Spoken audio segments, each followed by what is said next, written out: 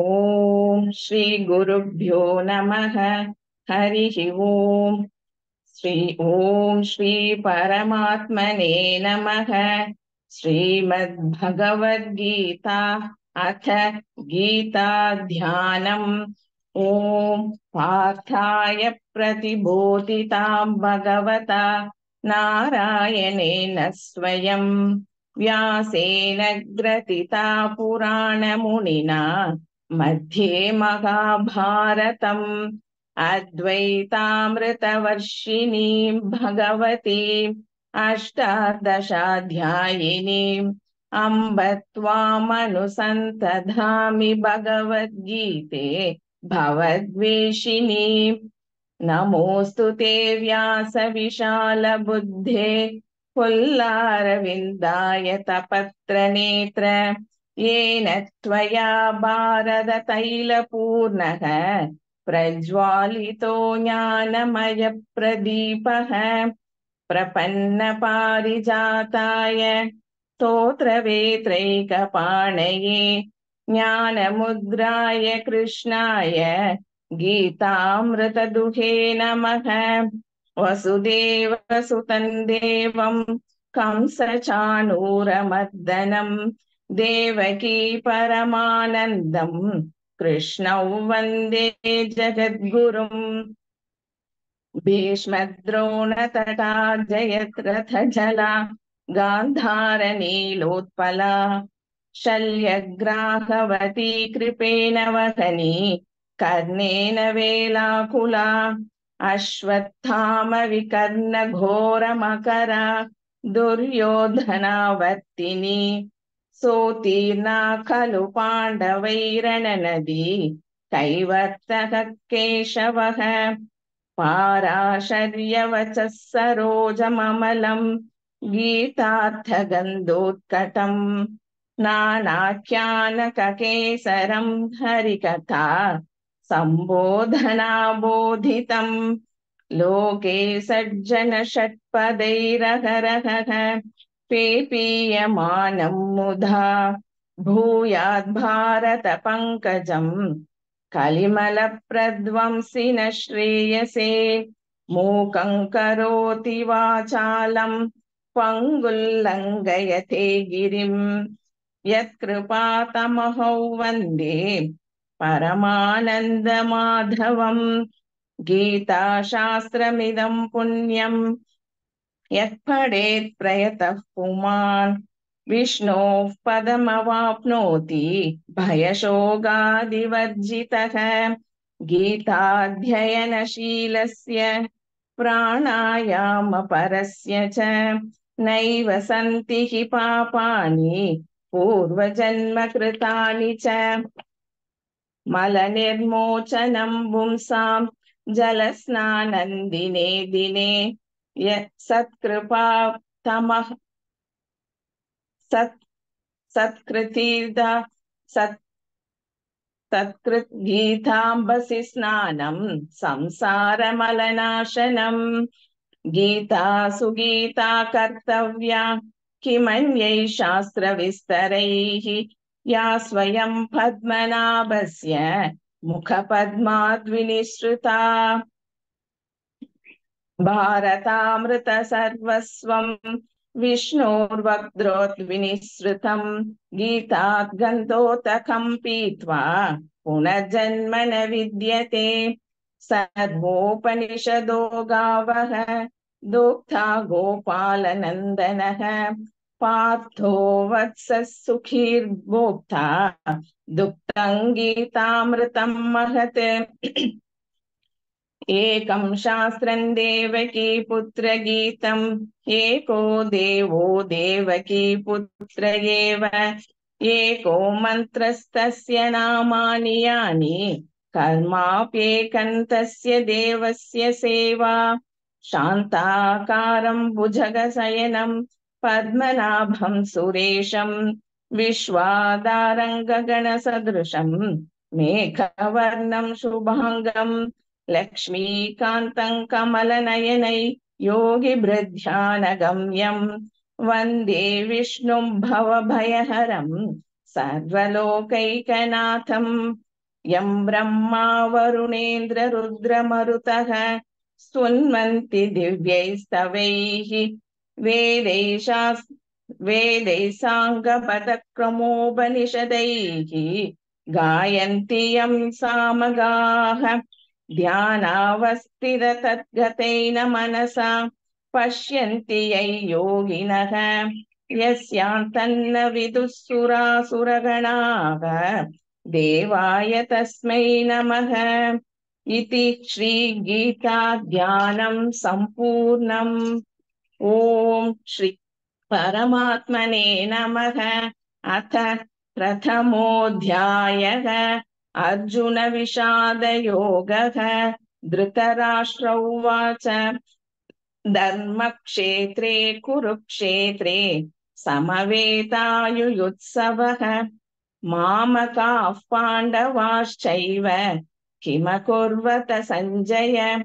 सञ्जय उवाच दृष्ट्वा तु पाण्डवानीकं व्यूढन् दुर्योधनस्तदा आचार्यमुपसङ्गम्य राजा वचनमब्रवीत् पश्यैतान् पाण्डुपुत्राणाम् आचार्यमहतीं चमूं व्यूढान् द्रुपदपुत्रेण तव शिष्येन धीमता अत्र शूरा महेश्वासाः भीमार्जुनसमायुधि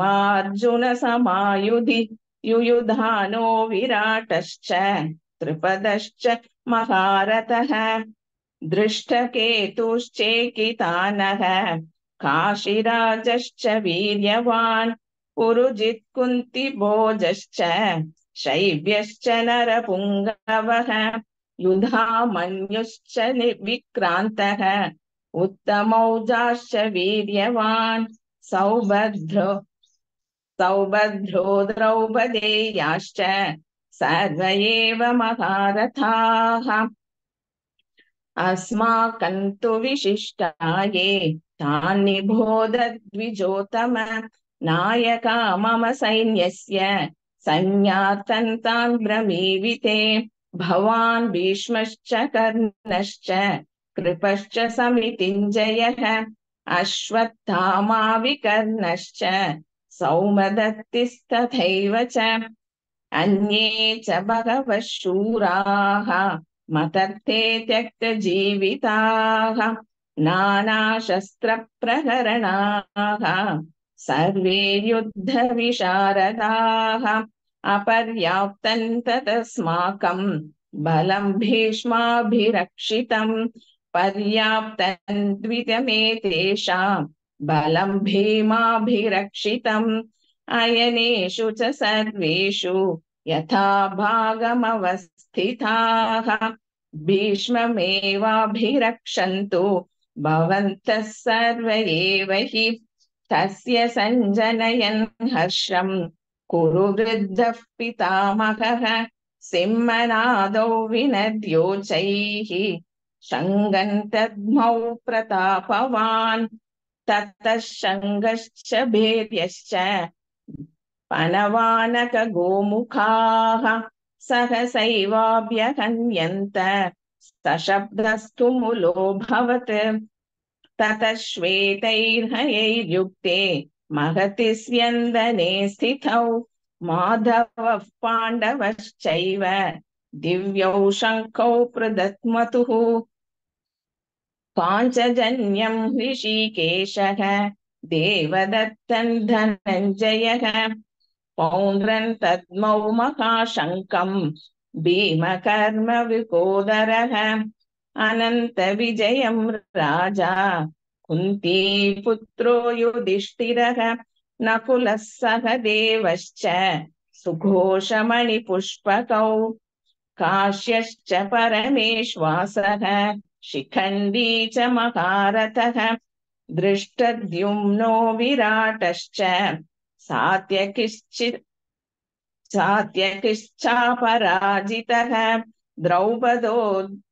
द्रुपदो द्रौपदेयाश्च सर्वशः प्रतिवीपते सौभद्रश्च महाबाहुः शङ्खं तद्मुः पृथक् पृथक् सघोषोद्धातराष्ट्राणां हृदयानि व्यदारयत् नभश्च पृथिवीं चैव तुमुलो व्यनुनादयन् अथ व्यवस्थितान् दृष्ट्वा धातराष्ट्रान् कपिध्वजः प्रवृते शस्त्रसम्पादे धनुरुद्यम्य पाण्डवः ऋषिकेशं तदा वाक्यम् इदमाह महीपते अर्जुन उवाच सेनयोरुभयोर्मध्ये रथं रथा स्थापयमेच्युत यावदेनानिरीक्षेऽहं योद्धुकामानवस्थितान् कैर्मया सह योद्धव्यम् अस्मिन् रणसमुद्यमे योत्स्यमानानवेक्षेऽहं ययेतेऽत्र समागताः धातराष्ट्रस्य दुर्बुद्धेः युद्धे प्रियचिकीर्षवः सञ्जय उवाच एवमुक्तो ऋषिकेशः गुडाकेशेन भारत सेनयोरुभयोर्मध्ये स्थापयित्वा रथोत्तमम् भीष्मद्रोणप्रमुखतः सर्वेषां च महीक्षिताम् उवाच पार्थ पश्येतान् समवेदान् कुरूनिति तत्रा पश्य स्थितान् पार्थः पितृन्नत पितामहान् आचार्यान् मातुलान् भ्रातॄन् पुत्रान् पौत्रान् सखींस्तथा श्वशुरान् सुहृदश्चैव सेनयोरुभयोरपि तां समीक्ष्य स कौन्तेयः सर्वान् बन्धूनवस्थितान् कृपया परयाविष्टः विषीदन्निदमब्रवीत् अर्जुन उवाच दृष्ट्वेमं स्वजनं कृष्ण युयुत्सुं समुपस्थितम् सीदन्ति मम गात्राणि मुखं च परिशुष्यति वेपदुश्च शरीरे मे रोमहर्षश्च जायते गाण्डीवं स्रंसते हस्तात् त्वच्चैव परिदह्यते न च शक्नोम्यवस्थातुं भ्रमतीव च मे मनः निमित्तानि च पश्यामि विपरीतानि केशव न च श्रेयोनुपश्यामि हत्वा स्वजनमाहवे न काङ्क्षे विजयं कृष्ण न च राज्यं सुखानि च किन्नो राज्येन गोविन्द किं भोगैर्जीवितेन वा येषामर्थे काङ्क्षितन्नः राज्यं भोगा सुखानि च तैमेव स्थिता युद्धे प्राणां त्यक्त्वा तदानि च आचार्याः पितरः पुत्राः तथैव च पितामहाः मातुलाः श्वशुराः पौत्राः श्याला सम्बन्धिनस्तथा एतान्न हन्तुमिच्छामि घ्नतोऽपि मधुसूदन अपि त्रैलोक्यराज्यस्य हेतोः किन्नु मही कृते निहत्य धातराष्ट्रान्नः का प्रीतिः स्यात् जनार्दन पापमेवाश्रयेदस्मान् हस्तानाततायिनः हत्वैतानाततायिनः तस्मान्नार्हा वयं हन्तुं धातराष्ट्रान् स्वबान्धवान् स्वजनं हि कथं हत्वा सुखिनः स्याम माधव यद्यप्येतेन पश्यन्ति लोभोपगतचेतसः कुलक्षयकृतं दोषं मित्रद्रोहे च पातकं कथन्न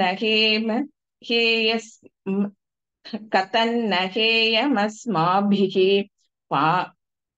पापादस्मान् निवर्तितुं कुलक्षयकृतं दोषं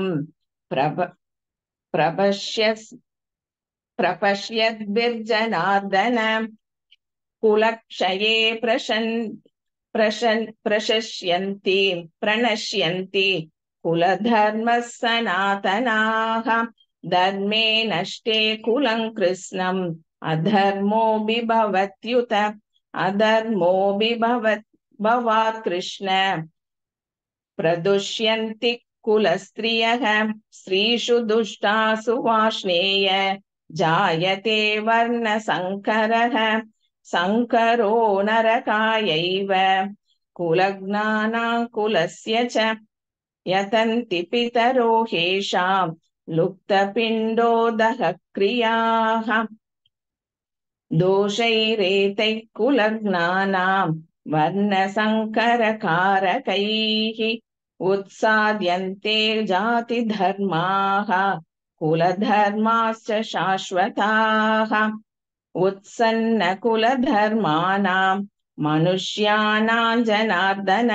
नरके नियतौ वासः भवतीत्यनुशुश्रुम अहो बदमहत्पापं कृतौ व्यवस्थिता वयं यद्राज्यसुखलोभेन हन्तुं स्वजनमुद्यताः यदि मामप्रतीकारम् अशस्त्रं शस्त्रपाणयः धातराष्ट्रारणे हन्युः तन्मे क्षेमतरं भवेत् सञ्जय उवाच एवमुक्त्वार्जुनः सङ्ख्ये रथोपस्थ उपाविशात् विजृज्य सशरं चापं शोकसंविघ्नमानसः ॐ तत्सदिति श्रीमद्भगवद्गीतासु उपनिषत्सु ब्रह्मविद्यायां योगशास्त्रे श्रीकृष्णार्जुनसंवादे अर्जुनविषादयोगो नाम प्रथमोऽध्यायः। ॐ श्री परमात्मने नमः। अथ द्वितीयोऽध्यायः सांख्ययोगः। सञ्जय उवाच तन्तथा कृपयाविष्टः अश्रुपूर्णाकुलेक्षणं विषीदन्तमिदौ वाक्यम् उवाच मधुसूदनः। श्रीभगवानुवाच कुतस्त्वाकश्मलमिदं विषमे समुपस्थितम् अनार्यजुष्टमस्वर्ग्यम् अकीर्तिकरमर्जुन क्लैव्यं मास्मगमः पार्थ नैतत्त्वय्युपपद्यते क्षुद्रं हृदय दौर्बल्यं त्यक्त्वा तोत्तिष्ठ परन्तप। अर्जुन उवाच कथं भीष्ममहं सङ्ख्ये द्रोणं च मधुसूदन इषुभिः योत्स्यामि पूजार्हावरिसूदन गुरून् हत्वा हि महानुभावान् श्रेयो भोक्तुं वैक्ष्यमपि गलोके हत्वार्थकामांस्तु गुरूनिहैव भुञ्जीय भोगान् रुधिरप्रदिग्धान् न चैदद्विद्मः कतरन्नो गरीयः यद्वा जयेम यदि वा नो जयेयुः यानेव हत्वा न जिजीविषामः तेव स्थिताः प्रमुखे धार्तराष्ट्राः कार्पण्यदोषोपगतः स्वभावः पृच्छामि त्वां धर्मसम्मूढचेताः यच्छ्रेयस्यान् निश्रितं ब्रूहि तन्मे शिष्यस्तेऽहं शान्तिमान् त्वां प्रपन्न न हि प्रपश्यामि ममापनुद्यात् यच्छोगमुच्छोषणमिन्द्रियाणाम् अवाप्य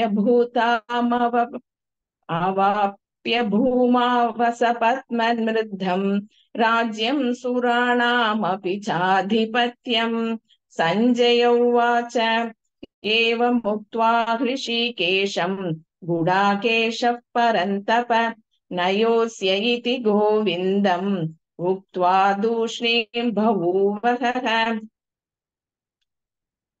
तमुवाच हृषीकेशः प्रहसन्निव भारत सेनयोरुभयोर्मध्ये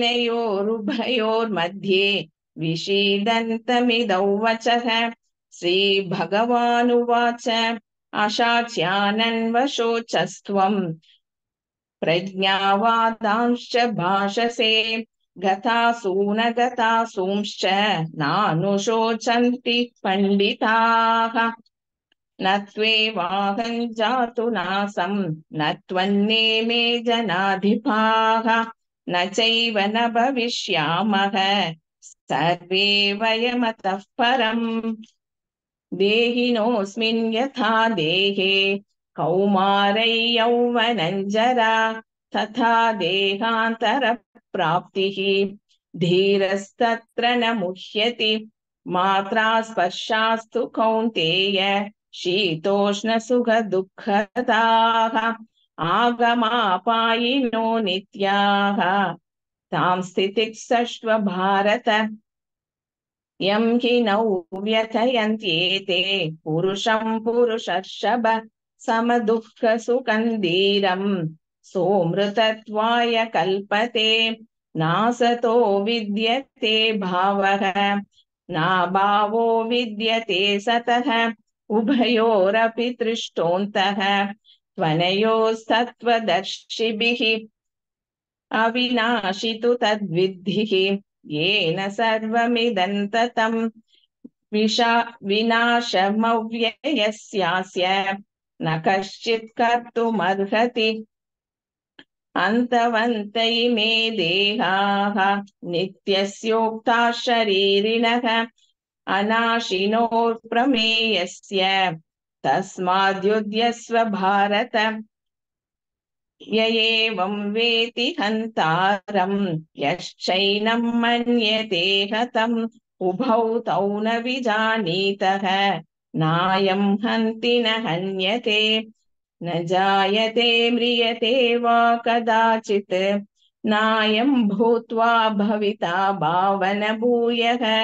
अजो नित्यः शाश्वतोऽयं पुराणः न हन्यते हन्यमाने शरीरे। वेदाविदान्नित्यं ययेमजमव्ययं कथं स पुरुषः पार्थ कङ्गादयति हन्तिकं। वासांसि जीर्णानि यथा विहाय ननानि गृह्णाति नरोपराणि तथा शरीराणि विहाय जीर्णान्यानि संयाति नवानि देहि। नैनं चिन्तन्ति शस्त्राणि नैनं दहति पावकः न चैनं क्लेदयत् पायापः न शोषयति मारुतः। अच्छेद्योऽयमदाह्योऽयम् अक्लेद्यो शोष्य एव च नित्यः सर्वगतस्थाणुः अचलोऽयं सनातनः। अव्यक्तोऽयमचिन्त्योऽयम् अविकार्योऽयमुच्यते तस्मादेव विदित्वैनं नानुशोचितुमर्हसि। अथ चैनं नित्यजातं नित्यौ वा मन्यसे मृतं तथापि त्वं महाबाहो नैवं शोचितुमर्हसि। जातस्य हि ध्रुवो मृत्युः ध्रुवं जन्म मृतस्य च तस्मादपरिहार्येऽर्थे न त्वं शोचितुमर्हसि।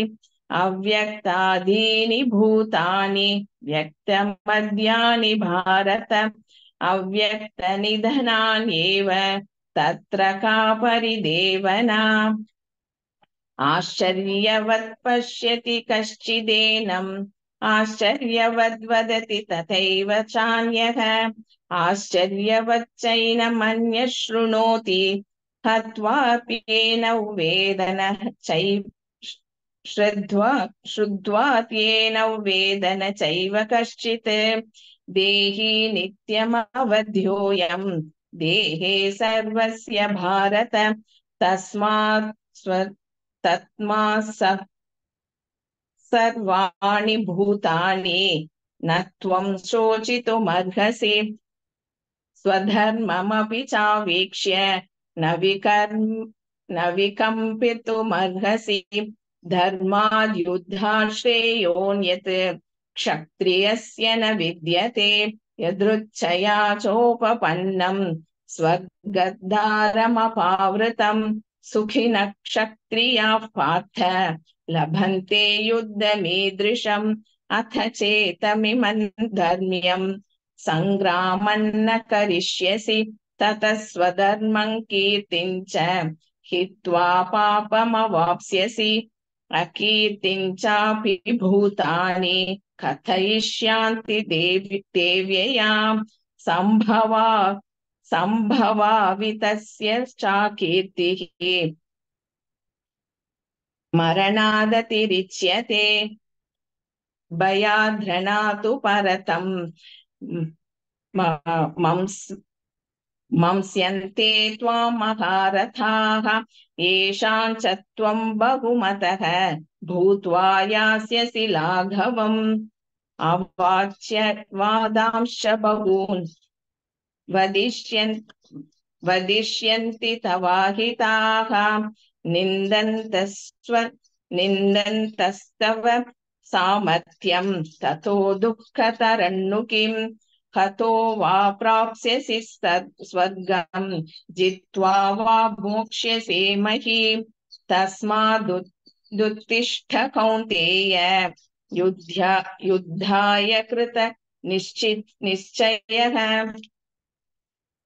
सुखदुःखे समे कृत्वा लाभालाभौ जयाजयौ ततो युद्धाय युज्यस्व नैवं पापमवाप्स्यसि एषा ते विहिता सांख्ये बुद्धिर्योगे त्विमां शृणु बुद्ध्या युक्तो यया पार्थ कर्मबन्धं प्रहास्यसि नेहाभिक्रमनाशोऽस्ति प्रत्यवायो न विद्यते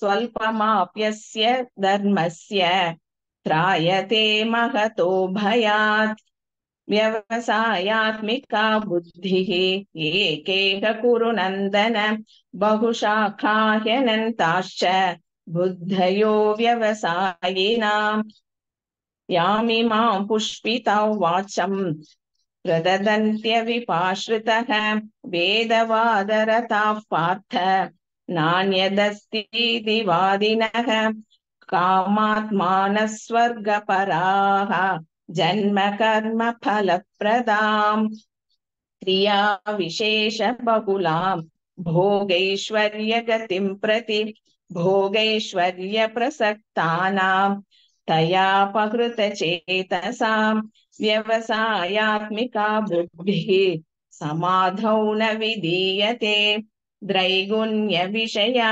वेदाः निस्त्रैगुण्यो भवार्जुन निर्द्वन्द्वो नित्यसत्त्वस्थः निर्योगक्षेम आत्मवान् यावानर्थ उदपाने सर्वतः सम्प्लुतोदके तावान् सर्वेषु वेदेषु ब्राह्मणस्य विजानतः कर्मण्येवाधिकारस्ते मा फलेषु कदाचन मा कर्मफलहेतुर्भूः मा ते सङ्गोऽस्त्वकर्मणि योगस्थः कुरु कर्माणि सङ्गं त्यक्त्वा धनञ्जय सिद्ध्या सिद्ध्यौ समौ भुक्त्वा समत्वयोग उच्यते दूरेण ह्यवरं कर्म बुद्धियोगात् धनञ्जय बुद्धौ शरणमन्विच्छ कृपणाः फलहेतवः बुद्धियुक्तो जहातीह उभे सुकृत दुष्कृते तस्माद् योगाय युज्यस्व योगः कर्मसु कौशलम् कर्मजं बुद्धियुक्ता हि फलं त्यक्त्वा मनीषिणः जन्मबन्धविनिर्मुक्ताः पतन् गच्छन्त्यनामयम् यदा ते मोहकलिलं बुद्धिर्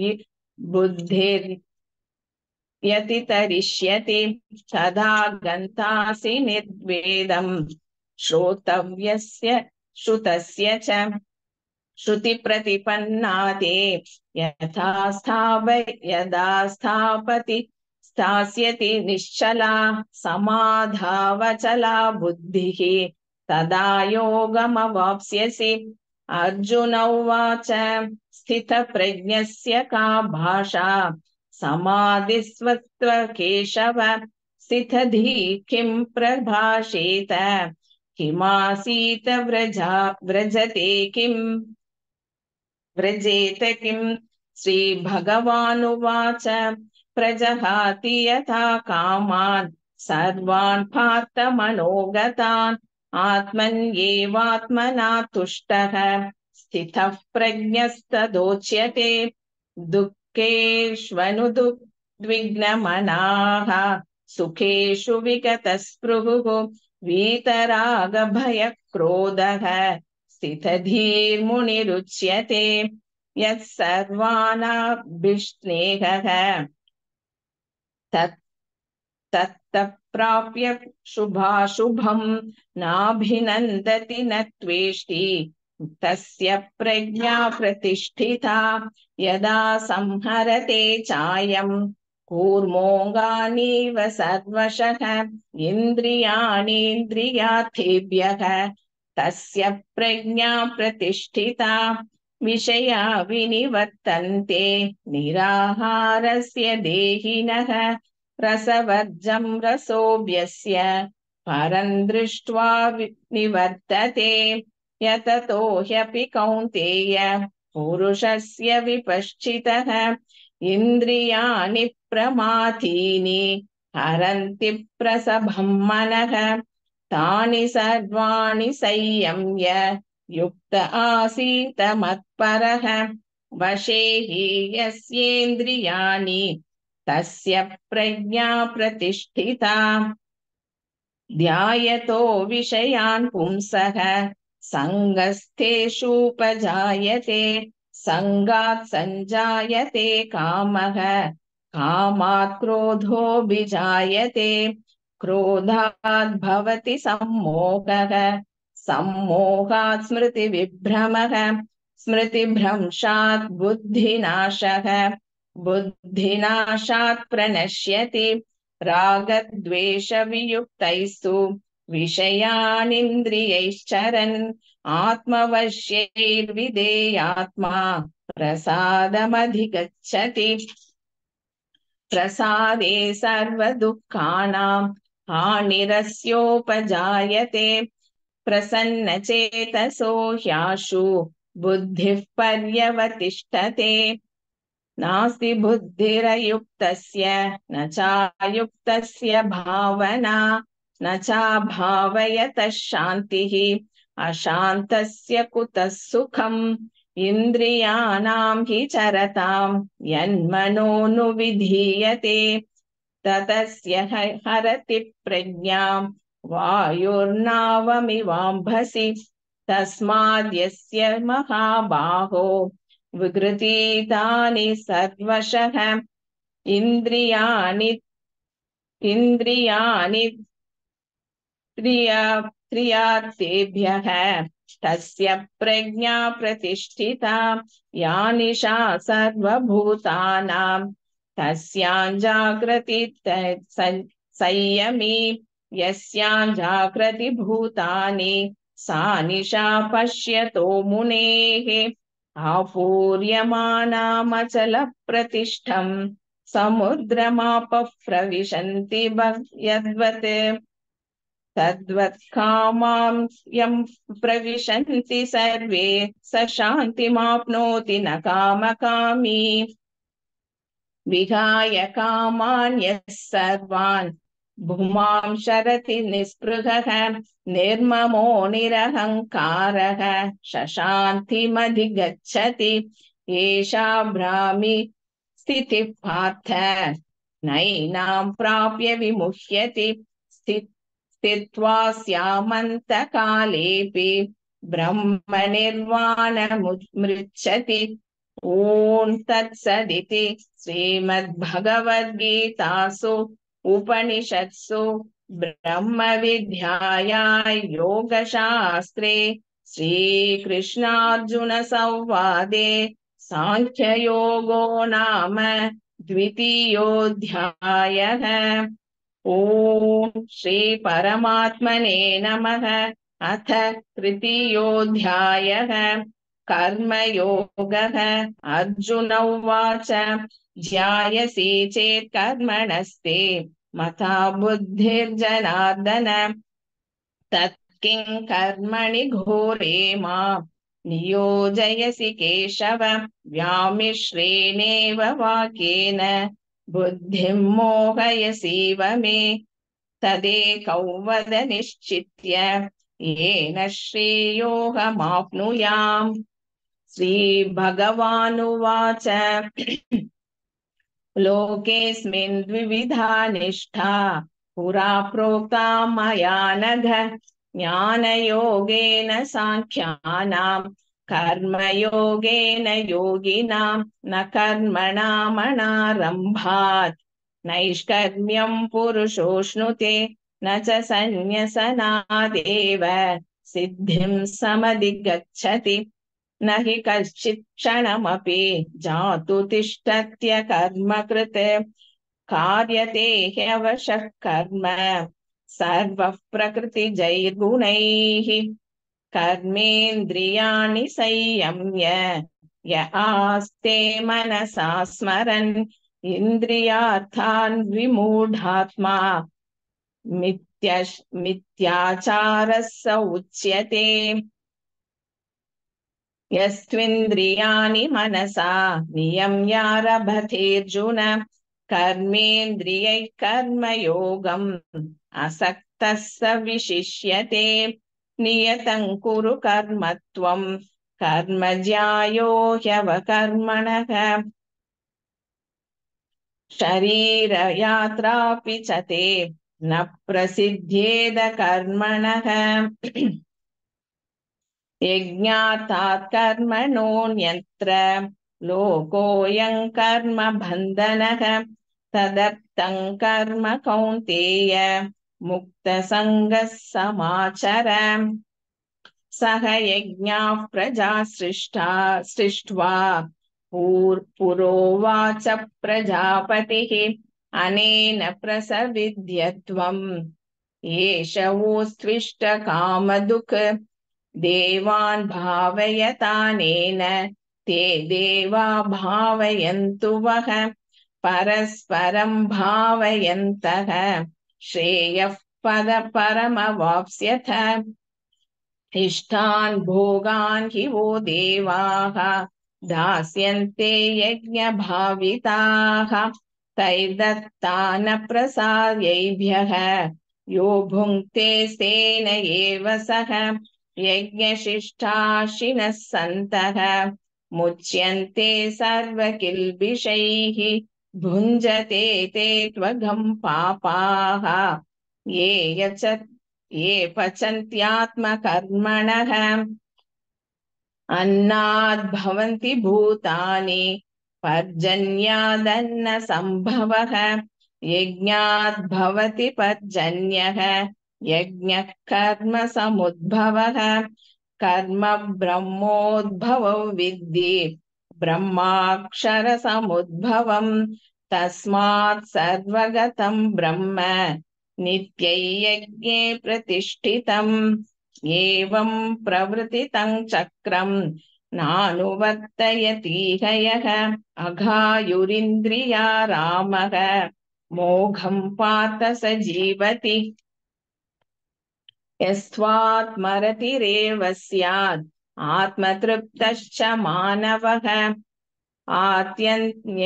आत्मन्येव च सन्तुष्टः तस्य कार्यं न विद्यते नैव तस्य कृतेनार्थः नाकृतेनेह कश्चन न चास्य सर्वभूतेषु कश्चिदर्थो व्यपाश्रयः तस्मादसक्तः सततं कार्यं कर्म समाचर असक्तो युक्तो ह्याचरन् कर्म परमाप्नोति पूरुषः कर्मणैव हि संसिद्धिम् आस्थिता जनकादयः लोकसङ्ग्रहमेवापि सम्पश्यन् कर्तुमर्हसि यद्यदाचरति श्रेष्ठः तत्तदेवेतरो जनः स यत्प्रमाणं कुरुते लोकस्तदनुवर्तते न मे पार्थास्ति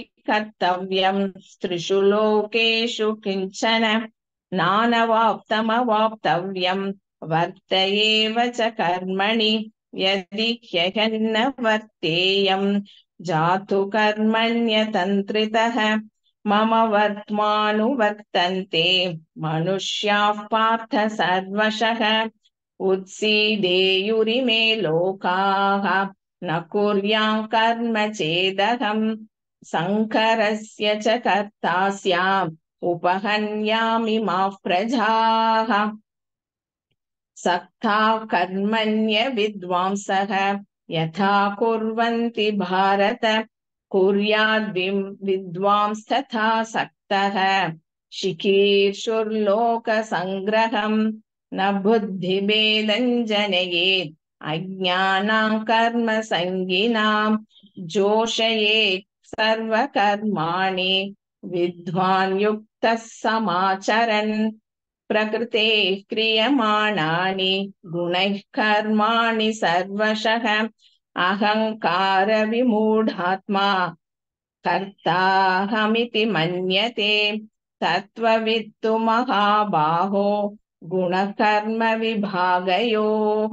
गुणा गुणेषु वर्तन्ते इति मत्वा न सज्जते प्रकृतेर्गुणसम्मूढाः सज्जन्ते गुणकर्मसु तान् कृष्णविदो मन्दान् कृष्णविन्न विचालयेत् मयि सर्वाणि कर्माणि सन्न्यस्याध्यात्मचेतसा निराशीर्निर्ममो भूत्वा युध्यस्व विगतज्वरः ये मे मदमिदं नित्यम् अनुतिष्ठन्ति मानवाः श्रद्धावन्तो न सूयन्तः मुच्यन्ते तेऽपि कर्मभिः ये त्वेतदभ्यसूयन्तः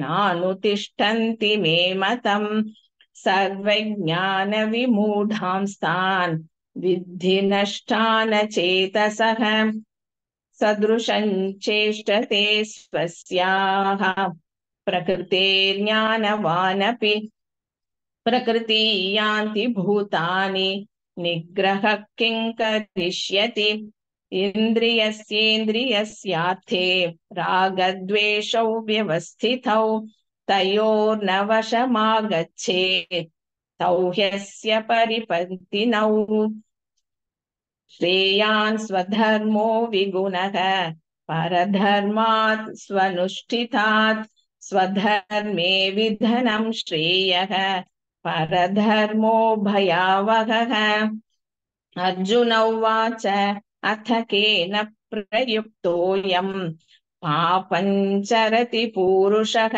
अनिच्छन्नपि वाष्णेय बलादिव नियोजितः श्रीभगवानुवाच काम एष क्रोध एषः रजोगुणसमुद्भवः महाशनो महापाप्मा विध्येनमिह वैरिणाम् धूमे वा व्रियते वह्निः यथादर्शो मलेन च यथोल्बेनावृतो गर्भः तथा तेनेदमावृतम् आवृतं ज्ञानमेतेन ज्ञानिनो नित्यवैरिणा कामरूपेण कौन्तेय दुष्पूरेणानलेन च इन्द्रियाणि मनोबुद्धिः अस्याधिष्ठानमुच्यते एतैर्विमोहयन् येषः ज्ञानमावृतदेहिनम् तस्माद्ध्वमिन्द्रियान् यादौ नियम्य भरतर्षभ पाप्मानं प्रजहिह्येनं ज्ञानविज्ञाननाशनम् इन्द्रियाणि पराण्याहुः इन्द्रियेभ्यः परं मनः मनसस्तु परा बुद्धिः यो बुद्धेः परतस्तु सः एवं बुद्धेः परं बुद्ध्वा संस्थभ्यात्मानमात्मना जहि शत्रुं महाबाहो कामरूपं दुरासदम् ॐ तत्सदिति श्रीमद्भगवद्गीतासु उपनिषत्सु ब्रह्मविद्यायां योगशास्त्रे श्रीकृष्णार्जुनसंवादे कर्मयोगो नाम तृतीयोऽध्यायः। ॐ श्री परमात्मने नमः। अथ चतुर्थोऽध्यायः ज्ञानकर्म संन्यासयोगः। श्रीभगवानुवाच इमौ विवस्वते योगं प्रोक्तवानहमव्ययम् विवस्वान्मनवे प्राह मनुरिक्ष्वागवे ब्रवीत् एवं परम्परा प्राप्तम् इमं राजर्षयो विदुः सकाले नेह महता योगो नष्टः परन्तप स एवायं मया तेद्य योगः प्रोक्तः पुरातनः भक्तोऽसि मे सखा चेति रहस्यं ह्येतदुत्तमम्। अर्जुन उवाच अपरं भवतो जन्म परं जन्म विवस्वतः कथयेतद्विजानीयाम् त्वमादौ प्रोक्तवानिति। श्रीभगवानुवाच बहूनि मे व्यतीतानि जन्मानि तव चार्जुन तान्यहौ वेद सर्वाणि न त्वौ वेद परन्तप अजोऽपि सन्नव्ययात्मा भूतानामीश्वरोऽपि सन् प्रकृतिं स्वामधिष्ठाय सम्भवाम्यात्ममायया यदा यदा हि धर्मस्य ग्लानिर्भवति भारत अभ्युत्थानमधर्मस्य तदात्मानं सृजाम्यहम् परित्राणाय साधूनां विनाशाय च दुष्कृतां धर्म संस्थापनार्थाय संभवामि युगे युगे। जन्म कर्म च मे दिव्यम् एवं यो वेति तत्त्वतः त्यक्त्वा देहं पुनर्जन्म नैति मामेति सोऽर्जुन। वीतरागभयक्रोधाः मन्मया मामुपाश्रिताः बहवो ज्ञानतपसा पूता मद्भावमागताः ये यथा मां प्रपद्यन्ते तां तथैव भजाम्यहम्। मम वर्त्मानुवर्तन्ते मनुष्याः पार्थ सर्वशः काङ्क्षन्तः कर्मणां सिद्धिं यजन्तैः देवताः क्षिप्रं हि मानुषे लोके सिद्धिर्भवति कर्मजा। चातुर्वर्ण्यं मया सृष्टं गुणकर्म विभागशः तस्य कर्तारमपि मां विद्य कर्तारमव्ययम्। न मां कर्माणि लिम्पन्ति न मे कर्मफले स्पृहा इति मायोऽभिजानाति कर्मभिर्न स बध्यते। एवं ज्ञात्वा कृतं कर्म पूर्वैरपि मुमुक्षुभिः कुरु कर्मैव तस्मात् त्वं पूर्वैः पूर्वतरं कृतं किं कर्म किमकर्मेति कवयोऽप्यत्र मोहिताः। तत्ते कर्म प्रवक्ष्यामि यज्ञात्वा मोक्ष्यसे शुभात्।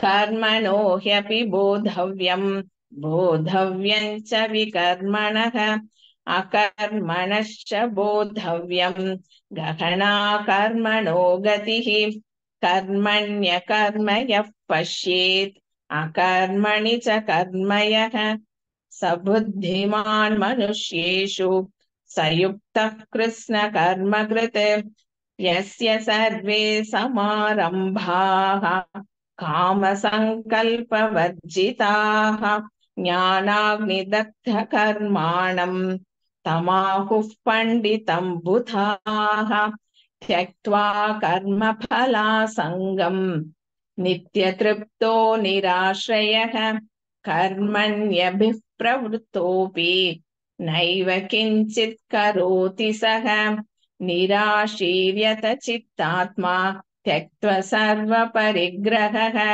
शारीरं केवलं कर्म कुर्वन्नाप्नोति किल्बिषम् यदृच्छालाभसन्तुष्टः द्वन्द्वातीतो विमत्सरः समसिद्धावसिद्धौ च कृत्वापि न निबध्यते गतसङ्गस्य मुक्तस्य ज्ञानावस्थितचेतसः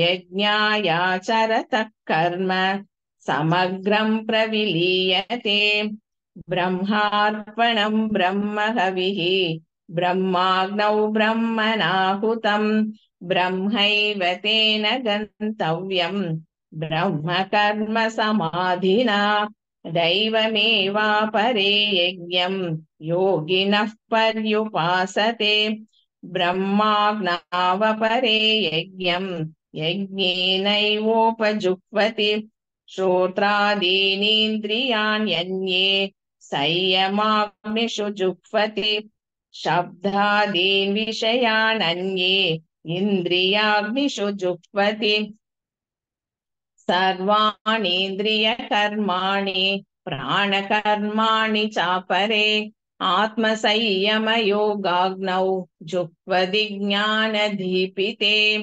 द्रव्ययज्ञास्तपो यज्ञाः योगयज्ञास्तथा परे स्वाध्यायज्ञानयज्ञाश्च पतयः संशितौ व्रताः अपाने जुह्वति प्राणम् प्राणे पानं तथा परे प्राणापानगतिरुद्ध्वा प्राणायामपरायणाः अपरे नियताहाराः प्राणान् प्राणेषु जुह्वति सर्वेऽप्येते यज्ञविदः यज्ञक्षपितकल्मषाः यज्ञशिष्टामृतभुजः यान्ति ब्रह्म सनातनम् नायल्लोकोऽस्तयज्ञस्य कुतोऽन्यः कुरु सत्तम एवं बहुविधा यज्ञाः वितता ब्रह्मणो मुखे कर्मजान् विद्धितान् सर्वान् एवं ज्ञात्वा विमोक्ष्यसे श्रेयान् द्रव्यमयाद् यज्ञात् ज्ञानयज्ञाः परन्तप सर्वं कर्माखिलं पार्थ ज्ञाने समाप्यते तद्विद्धि प्रणिपातेन परिप्रश्नेन सेवया उपदेक्ष्यन्ति ते ज्ञानं ज्ञानिनस्तत्त्वदर्शिनः यज्ञात्वा न पुनर्मोहम् ये वै यास्यसि पाण्डव येन भूतान्यशेषेण त्रग्यक्ष्यात्मन्यथो मयि अपि चेदसि पापेभ्यः सर्वेभ्यः पापकृत्तमः सर्वज्ञानप्लवेनैव वृजिनं सन्तरिष्यसि यथैधांसि समिद्धोऽग्निं भस्मसात् कुरुतेऽर्जुन ज्ञानाग्निः सर्वकर्माणि भस्मसात् कुरुते तथा न हि ज्ञानेन सदृशं पवित्रमिह विद्यते तत्स्वयै योगसंसिद्धः कालेनात्मनि विन्दति श्रद्धावाल्लभते ज्ञानम् तत्परः संयतेन्द्रियः ज्ञानं लब्ध्वा परां शान्तिम् अचिरेणाधिगच्छति अज्ञश्चाश्रद्धधानश्च संशयात्मा विनश्यति नायल्लोकोऽस्ति न परः न सुखं संशयात्मनः योगसन्न्यस्तकर्माणं ज्ञानसञ्छिन्न संशयम् आत्मवन्तन्न कर्माणि निबध्यन्ति धनञ्जय तस्मादज्ञानसम्भूतं कृतस्ज्ञानासिनात्मनः चित्वैनं संशययोगम् आतिष्ठोतिष्ठ भारत। ॐ तत्सदिति श्रीमद्भगवद्गीतासु उपनिषत्सु ब्रह्मविद्यायां योगशास्त्रे श्रीकृष्णार्जुनसंवादे ज्ञानकर्मसन्न्यासयोगो नाम चतुर्थोऽध्यायः। ॐ श्रीपरमात्मने नमः। अथ पञ्चमोऽध्यायः कर्मसन्न्यासयोगः।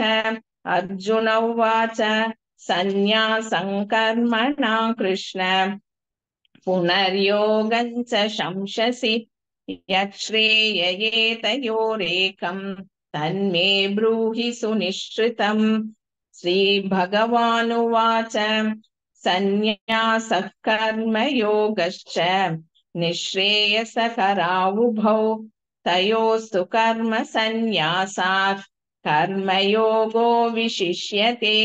ज्ञेयस्य नित्यसन्न्यासी यो न द्वेष्टि न काङ्क्षति निर्द्वन्द्वो हि महाबाहो सुखं बन्धात् प्रमुच्यते। सांख्ययोगौ पृथक् बालाः प्रवदन्ति न पण्डिताः एकमप्यास्थितः सम्यक् उभयोर्विन्दते फलम्। यत्साङ्ख्यै प्राप्यते स्थानं तद्योगैरपि गम्यते। एकं साङ्ख्यं च योगं च यः पश्यति स पश्यति। सन्न्यासस्तु महाबाहो दुःखमाप्तुमयोगतः योगयुक्तो मुनिर्ब्रह्म न चिरेणाधिगच्छति। योगयुक्तो विशुद्धात्मा विजितात्मा जितेन्द्रियः सर्वभूतात्मभूतात्मा कुर्वन्नापि न लिप्यते। नैव किञ्चित् करोमीति युक्तो मन्येत तत्त्ववित्। पश्यन् शृण्वन् स्पृशन् जिघ्रन् अश्नन् गच्छन् स्वपन् श्वसन् प्रलपन् विसृजन् गृह्णन् उन्मिषन् निमिषन्नपि इन्द्रियाणीन्द्रियार्थेषु वर्तन्त इति धारयन्। ब्रह्मण्याधाय कर्माणि सङ्गं त्यक्त्वा करोति यः लिप्यते न स पापेन पद्मभद्रामिवाम्बसा। कायेन मनसा बुद्ध्या केवलैरिन्द्रियैरपि योगिनः कर्म कुर्वन्ति सङ्गं त्यक्त्वात्मशुद्धये। युक्तः कर्मफलं त्यक्त्वा शान्तिमाप्नोति नैष्ठिकीम्। अयुक्तः कामकारेण फले सक्तो निबध्यते। सर्वकर्माणि मनसा सन्न्यस्यास्ते सुखौ वशी। नवद्वारे पुरे देहि नैव कुर्वन्न कारयन् न कर्तृत्वं न कर्माणि लोकस्य सृजति प्रभुः। न कर्मफलसंयोगं स्वभावस्तु प्रवर्तते। नादत्ते कस्यचित् पापं न चैव सुकृतौ विभुः। अज्ञानेनावृतं ज्ञानं तेन मुह्यन्ति जन्तवः ज्ञानेन तु तदज्ञानम् येषान्नाशितमात्मनः तेषामादित्यवज्ञानम् प्रकाशयति तत्परम् तद्बुद्धयस्तदात्मानः तन्निष्ठास्तत्परायणाः गच्छन्त्य पुनरावृत्तिम् ज्ञाननिर्धूतकल्मषाः विद्या विनय संपन्ने ब्राह्मणे गविहस्तिनि शुनि चैव श्वपाके च पंडिता समदर्शिनः इहैव तैर्जितः सर्गः येषां साम्ये स्थितं मनः निर्दोषं हि समं ब्रह्म तस्माद् ब्रह्मणि ते स्थिताः न प्रहृष्येत् प्रियं प्राप्य नोद्विजेत् प्राप्य चाप्रियं स्थिरबुद्धिरसम्मूढः ब्रह्मविद् ब्रह्मणि स्थितः बाह्यस्पर्शेष्वसक्तात्मा विध्यन्त्यात्मनि यत् सुखं स ब्रह्मयोगयुक्तात्मा सुखमश्नुते ये हि संस्पर्शजा भोगाः दुःखयोनय एव ते आद्यन्तवन्तः कौन्तेय न तेषु रमते बुधः शक्नोति हैव यः सोढुम् प्राक्शरीरविमोक्षणात् कामक्रोधोद्भवो वेगम् स युक्तः स सुखी नरः योऽन्तः सुखोऽन्तरारामः तथास्तज्ज्योतिरेव यः स योगी ब्रह्मनिर्वाणम् ब्रह्मभूतोऽधिगच्छति लभन्ते ब्रह्मनिर्वाणम् ऋषयः क्षीणकल्मषाः छिन्नद्वैतायतात्मानः सर्वभूतहिते रताः कामक्रोधवियुक्तानां यतिनायतचेतसाम् अभितो ब्रह्मनिर्वाणं वर्तते विदितात्मनाम् स्पर्शान् कृत्वा बहिर्बाह्यान् चक्षुश्चैवान्तरे भ्रुवोः प्राणापानौ समौ कृत्वा नासाभ्यन्तरनाचारिणौ यतेन्द्रियमनो बुद्धिः मुनिर्मोक्षपरायणः विगतेच्छाभयक्रोधः यत्सदा मुक्त एव सः भोक्तारयज्ञतपसां सर्वलोकमहेश्वरम् सुहृदं सर्वभूतानां ज्ञात्वा मां शान्तिमृच्छति ॐ तत्सदिति श्रीमद्भगवद्गीतासु उपनिषत्सु ब्रह्मविद्यायां योगशास्त्रे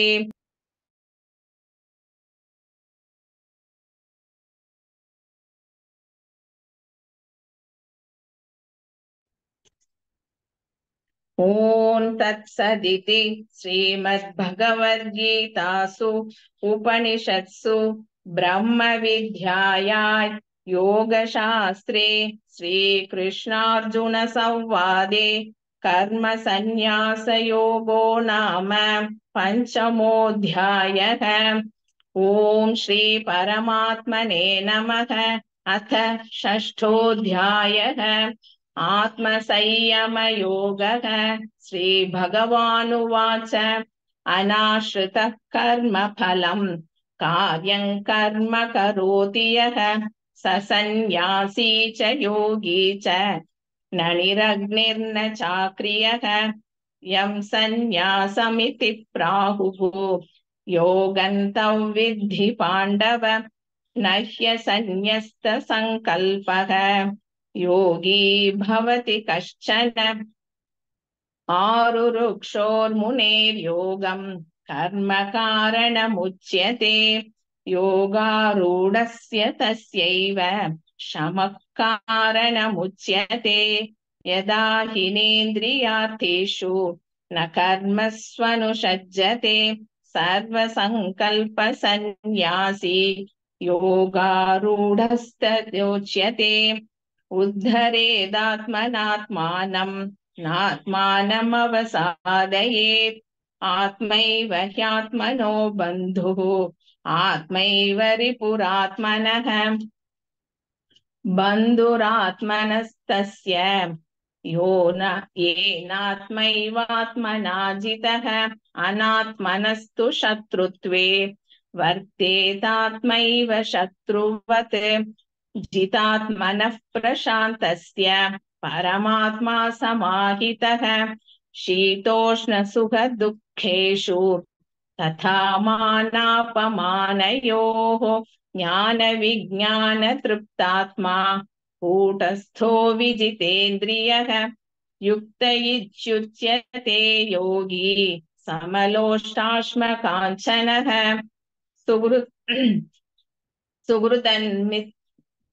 सुहृन्मित् सुहृन्मित्रार्युदासीन मध्यस्थद्वेष्य बन्धुषु साधुष्वपि च पापेषु समबुद्धिर्विजिष्यते योगी युञ्जीत सततम् आत्मानं रहसि स्थिते ततः एकाकीयत चित्तात्मा निराशीरपरिग्रहः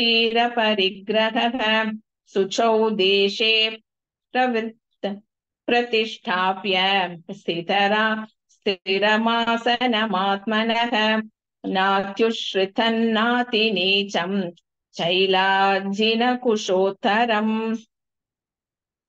तत्रैकाग्रं मनः कृत्वा यतचित्तेन्द्रियक्रियः उपविश्यासने युञ्ज्यात् योगमात्मविशुद्धये समङ्गाय शिरोग्रीवं धारयन्नचलं स्थिरः सम्प्रेक्ष्य नासिकाग्रं स्वं दिशाश्चानवलोकयन् प्रशान्तात्मा विगतभिः ब्रह्मचारिव्रते स्थितः मनः संयम्य मच्चित्तः युक्त आसीत मत्परः युञ्जन्नेवं सदात्मानं योगी नियतमानसः शान्तिर्निर्वाणं परमां मत्संस्थामधिगच्छति नात्यश्नतस्तु योगोऽस्ति न चैकान्तमनश्नतः न चाति स्वप्नशीलस्य जाग्रतो नैव चार्जुन युक्ताहारविहारस्य युक्तचेष्टस्य कर्मसु युक्तस्वप्नावबोधस्य योगो भवति दुःखः यदा विनियतं चित्तम् आत्मन्येवावतिष्ठते निःस्पृहः सर्वकामेभ्यः युक्त इत्युच्यते तदा यथा दीपो निवातस्थः नेङ्गते सोपमा स्मृता योगिनो यतचित्तस्य युञ्जतो योगमात्मनः यत्रो परमते चित्तं निरुद्धं योगसेवया यत्र चैवात्मनात्मानं पश्यन्नात्मनि तुष्यति सुखमात्यन्तिकै यत्तद् बुद्धिग्राह्यमतीन्द्रियं वेति यत्र न चैवायं स्थितश्चलति तत्त्वतः यल्लब्ध्वा चापरल्लाभं मन्यते नाधिकं ततः यस्मिन् स्थितो न दुःखेन गुरुणापि विचाल्यते तौ विद्या दुःखसंयोग वियोगयोगसंज्ञितं सनिश्चयेन प्रोक्तव्यः योगो निर्विण्णचेतसा संकल्पप्रभवान् कामान् त्यक्त्वा सर्वान् शेषतः मनसैवेन्द्रियग्रामं विनियम्य समन्ततः शनैः शनैरुपरमेत् बुद्ध्या धृतिगृहीतया आत्मसंस्थं मनः कृत्वा न किञ्चिदपि चिन्तयेत् यतो यतो निश्चरति मनश्चञ्चलमस्थिरम् ततस्ततो नियम्यैतद् आत्मन्येव वशन्नयेत्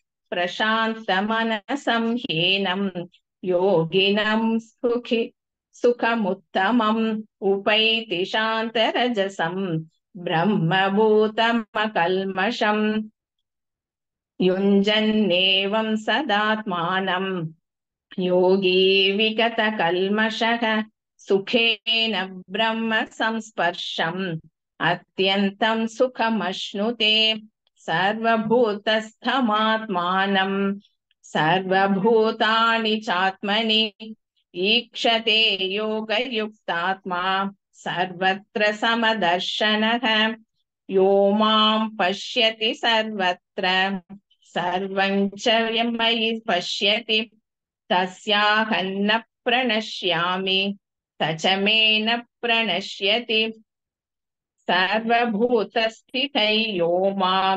भजत्येकत्वमास्थितः सर्वथा वर्तमानोऽपि स योगी मयि वर्तते आत्मौपम्येन सर्वत्र समं पश्यति योऽर्जुन सुखं वा यदि वा दुःखं स योगी परमो मतः अर्जुन उवाच यो योगस्त्वया प्रोक्तः साम्येन मधुसूदन एतस्याहं न पश्यामि चञ्चलत्वा स्थितिं स्थिराम् चञ्चलं हि मनः कृष्ण प्रमाधे बलवदृढम् तस्याहं निग्रहं मन्ये वायोरिव सुदुष्करम् श्रीभगवानुवाच असंशयं महाबाहो मनो दुर्निग्रहञ्चलम् अभ्यासेन तु कौन्तेय वैराग्येन च गृह्यते असंयतात्मना योगः दुष्प्राप इति मे मतिः वश्यात्मना तु यतता शक्यो वाप्तुमुपायतः अर्जुन उवाच अयति श्रद्धयोपेतः योगाच्चलितमानसः अप्राप्य योगसंसिद्धिं कां गतिं कृष्ण गच्छति तच्चिन्नो भयविभ्रष्टः छिन्नाभ्रमिव नश्यति अप्रतिष्ठो महाबाहो विमूढो ब्रह्मणः पथि एतन्मे संशयं कृष्ण चेतुमर्हस्य शेषतः त्वदन्यः संशयस्यास्य चेता न कृपपद्यते श्रीभगवानुवाच पार्थ नैवेह विनाशस्तस्य विद्यते न हि कल्याणकृत् कश्चित् दुर्गतिं तात गच्छति प्राप्य पुण्यकृता लोकान् उषित्वा शाश्वतिः समाः शुचिनां श्रीमताङ्गेः योगभ्रष्टोऽभिजायते अथवा योगिनामेव कुले भवति धीमताम् एदन्ति दुर्लभतरं लोके जन्म यदीदृशं तत्र तं बुद्धिसंयोगं लभते पौर्वदेहिकं यतते च ततो भूयः संसिद्धौ कुरु नन्दन पूर्वाभ्यासेन तेनैव क्रियते ह्यवशोऽपि सः जिज्ञासुरपि योगस्य शब्दब्रह्मति वर्तते प्रयत्नात्यतमानस्तु योगी संशुद्ध किल्बिषः अनेक जन्म संसिद्धः ततो याति पराङ्गतिम् तपस्विभ्योऽधिको योगी ज्ञानिभ्योऽपि मतोऽधिकः कर्मिभ्यश्चाधिको योगी तस्माद् योगी भवार्जुन योगीनामपि सर्वेषां मद्गतेनान्तरात्मना श्रद्धावान् भजते यो मां समे युक्ततमो मतः। ॐ तत्सदिति श्रीमद्भगवद्गीतासु उपनिषत्सु ब्रह्मविद्यायां योगशास्त्रे श्रीकृष्णार्जुनसंवादे आत्मसंयमयोगो नाम षष्ठोऽध्यायः। सर्वधर्मान् परित्यज्य मामेकं शरणौ व्रज, अहं त्वा सर्वपापेभ्यः मोक्षयिष्यामि मा शुचः। धन्यवादः।